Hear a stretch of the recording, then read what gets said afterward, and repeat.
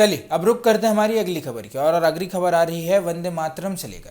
वंदे मातरम को लेकर कांग्रेस और बीजेपी के बीच सियासी घमासान तेज हो गया है। कांग्रेस वर्कर कमेटी ने 1937 के इस पुराने फैसले पर कायम रहते हुए पार्टी कार्यक्रमों में वंदे मातरम के सिर्फ 2 बंद गाने का ही फैसला लिया था। इस पर बीजेपी ने कांग्रेस पर जोरदार हंगामा बोला है। वहीं दरअसल वंदे मातरम को लेकर कांग्रेस वर्किंग कमेटी यानी CWC की बैठक में एक बड़ा फैसला लिया गया है। वहीं कांग्रेस ने कहा है कि पार्टी 1937 के लिए गए इस पुराने फैसले को ही मानेगी। इसके बाद और इसके तहत वंदे मातरम के पहले 2 बंद ही गाए जाएंगे। कांग्रेस नेता जयराम रमेश ने कहा है कि 28 अक्टूबर 1937 को हुई CWC की बैठक में इस मुद्दे पर फैसला लिया गया था। उन्होंने कहा है कि उस समय महात्मा गांधी, जवाहरलाल नेहरू, सरदार वल्लभ भाई पटेल, सुभाष चंद्र बोस और मौलाना आज़ाद जैसे बड़े नेता मौजूद थे। कांग्रेस का कहना है कि वह वंदे मातरम जैसे लिए भगवानों से जुड़ा मुद्दा है, लेकिन बीजेपी इसे राजनीतिक मुद्दा बना रही है।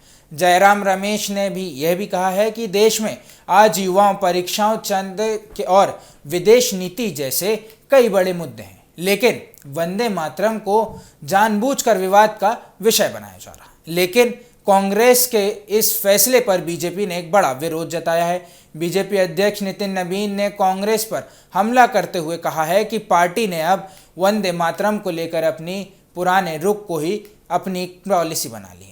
उन्होंने आरोप लगाया है कि कांग्रेस भारत के राष्ट्रीय सम्मान का अपमान करने की कोशिश कर रहे हैं। वहीं बीजेपी के राज्यसभा सांसद सुधांशु त्रिवेदी ने भी कांग्रेस पर निशाना साधा। उन्होंने कहा है कि कांग्रेस खुद को देश और संविधान से ऊपर मान रही है। सुधांशु त्रिवेदी ने 1937 के विवाद का जिक्र करते हुए कांग्रेस की तुलना उस समय के मुस्लिम लीग से के रूप में की है। यानी एक तरफ कांग्रेस अपने पुराने 1937 के फैसले को सही बता रही है, तो वहीं दूसरी तरफ बीजेपी इसे देश और राष्ट्रीय गीत का अपमान बता रही है। अब आपको बता दें कि वंदे मातरम भारत का नेशनल सॉन्ग है, यानी राष्ट्रगीत है।